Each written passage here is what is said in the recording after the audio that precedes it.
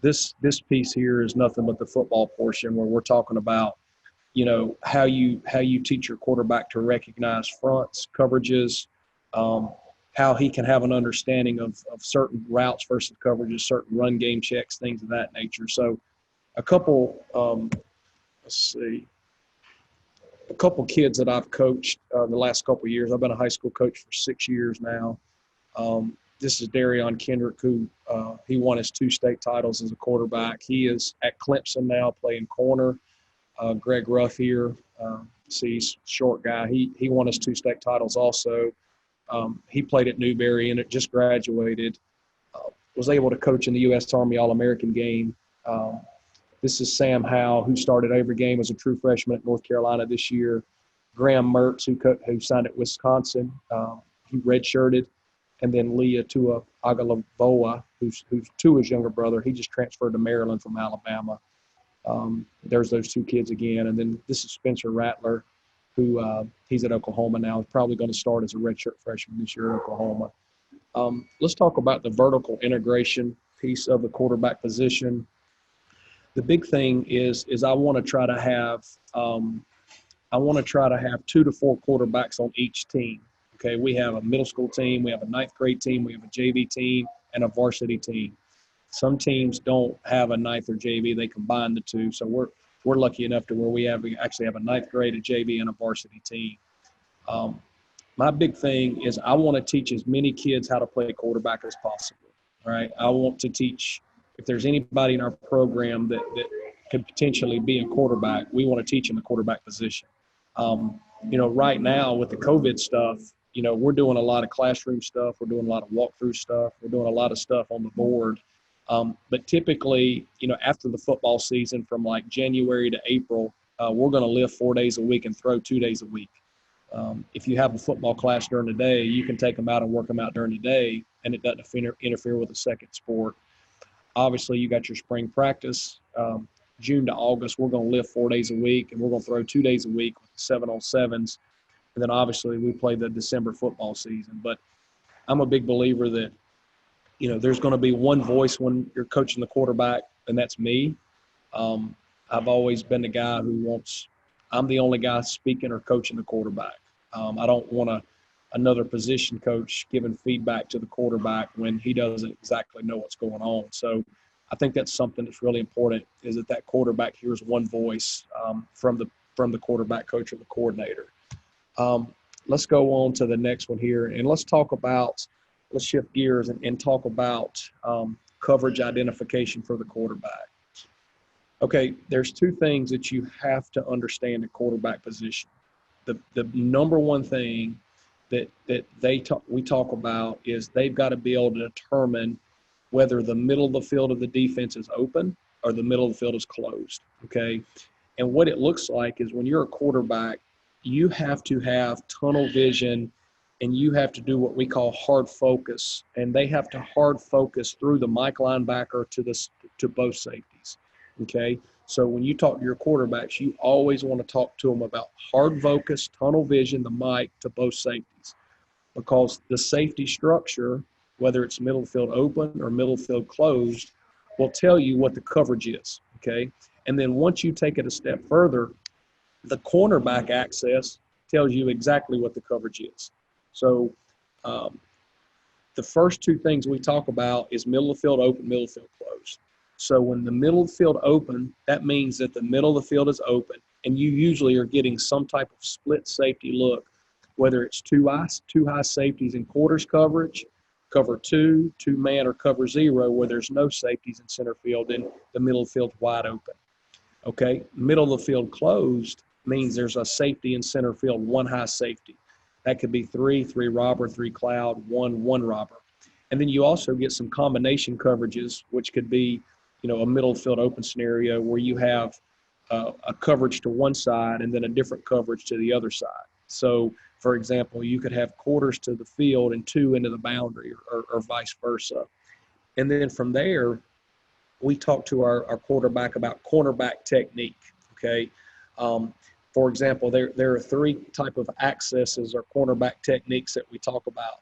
The first one is open access, and that means that the corner is 6 to 8 to 10 yards off of the receiver, and they're zone turning or they're bailing out of there, and they're giving you grass or open access free release. Closed access is when you're getting like cover 2, and now he's not playing man, but he's impeding or disrupting the release of number 1 at 5 to 6 yards and playing like a cover 2 corner. And then, of course, you're getting press access, which is man free. Now it's press. That means he's disrupting the free release, and he's up in your face playing man coverage. Okay. Then you've got what's called the safety techniques, where you can determine the coverage by how the safeties are playing it. Okay. So there's a couple different type of safety techniques we talk about. You get a read safety or hover safety. That's when you're getting like middle of the field open, and both safeties are hanging on number 2, and they're kind of flat foot reading. Q and 1/2 safety is when the safeties are playing a half field technique, and they're getting off the hash. And then, of course, you're getting like a drop or a rotation safety, where your safeties are dropping over the number 2 receiver or the number 3 receiver, and then they're rotating. So the cool thing about this is it all ties together. And once you teach your quarterbacks, okay, when you're watching film with your quarterbacks, the first thing you should always do, and when you're trying to teach them coverage, is you ask them, hey, middle field open, middle field closed. That's the question you always ask them, okay? And then from there, all right, then they can determine, okay, well, what type of safety technique is it? Coach, he's a hover safety, or he's a Q and 1/2 safety. All right, well, most of the time when you're getting, let me go back here. When you're getting like a hover safety or a read safety, chances are you're going to get open access because it's going to be quarters coverage, okay? Whereas if you're getting like a Q and 1/2 safety where the safety gets off the hash and he crossover runs, you're probably going to get closed access cover 2, whereas now you get rotation safety, and maybe they rotate play 1 high. It could be man or it could be cover 3. So when you watch film, you really want to look at the safeties to determine what the coverage is. The safeties are going to tell you everything, and then from there, you can determine, okay, well, the corner access or corner technique tells you the final coverage. So they could be in 2 high, they could be in 1 high, they could be in 0. There's a bunch of different things you can do, but reading coverage from tunnel vision to mic, hard focus the safeties, determine if it's middle field open, middle field closed, and then cornerback access tells you exactly what the coverage is, okay? When we teach our quarterbacks, we always identify the coverage from the offensive strength and the coverage ID. So, for example, if we're in a trips formation and they're playing quarters to the trips, but they're playing cover 2 into the boundary, that would be cover 42, okay? Let's say they're playing 2 to the trips, 4 into the boundary, it would be cover 24, okay? If they want to start dropping safeties, it would be 3 drop strong, 3 drop weak, just depending on where they drop to the formation, okay? And it's really, really simple once you teach that. All right, so here's kind of some drawings of just old school cover 3 here. You can see right here, you've got open access, okay, outside thirds in cover 3. And that's the other thing too, is being a former defensive coach, I have a really good understanding of kind of pass responsibility and coverage responsibility. So the quarterback has to understand that in cover 3, okay, the corners are going to have outside third technique, okay? The field is divided into thirds, okay?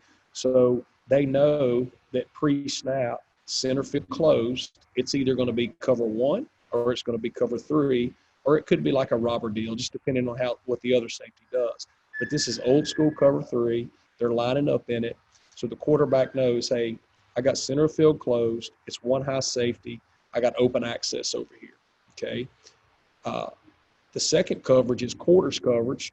Some teams call it cover 8. You can call it cover 4, or you can call it cover 8. The reason I call it cover 8 is because you've got cover 4 on each side, and it ties into the combo coverages where you get 4 to one side, 2 to the other side. It would be like 42.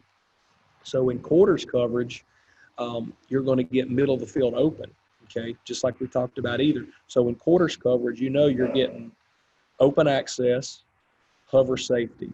So in quarters coverage, the safeties are going to slow pedal straight back and hang on the number 2 receiver. Whereas in cover 2, they're going to cross over, run, and get off the hash. Okay, so that's middle of the field closed, middle of the field open, cover 3, quarters coverage. Here are the coverage zones. So when you're teaching your quarterback, you talk to him about, okay, what does the linebacker have in cover 2? Well, he's going to be a seam curl player, because in cover 2, the hard corner has the flats. Okay, whereas if it's cover 3, then the linebacker is going to be seam curl flat, because the flat area is voided in cover 3. Then the Mike may jump over the hook. So when you're talking to your quarterback about coverage zones and coverages, then you can identify and have your quarterback understand, well, in cover 3, what area is voided? Obviously the flats. You got the seams you can attack. So based on the coverages, you can determine what areas of the defense the linebackers are voiding to attack the defense. Okay, here's cover 2 coverage zones. So now you're getting, cover 2, you're getting your safeties is the outside half or Q1.5 safety players. You're getting your flat. Now they're seam curl, and then you got your Mike on the hole. So again, when your quarterback is drawing up cover 2, or he's recognizing cover 2, he'll be able to determine, okay, well, if we're in a 2-by-2 set, then the linebackers are going to hang on to. You got a corner play in the flat. You got the outside half safety technique. Well, now your grass is in the middle of the field and right in the windows between the seam curl player and the Mike. Okay, so it's really important that they understand the responsibilities of the linebackers and the safeties in the corner so they know where to attack it. Coaches, Rick Stewart with allaccesscoaching.com. I really hope this video helps make you a better coach. Make sure you hit the subscribe and like button down below so we can let you know when new content becomes available, because we're all about coaches helping coaches. And remember, coach, better today, never as good as tomorrow.